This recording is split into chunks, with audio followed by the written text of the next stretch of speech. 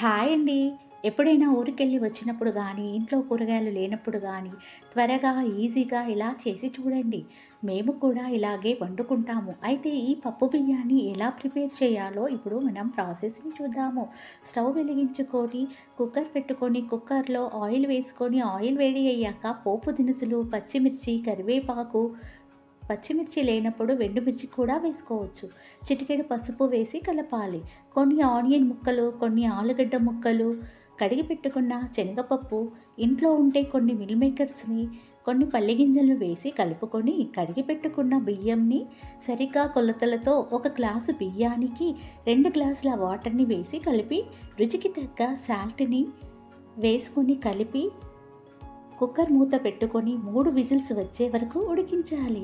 అంతే, పప్పు బియ్యము రెడీ. మీరు కూడా ఒకసారి ట్రై చేయండి. అంతే మరి. బాయ్.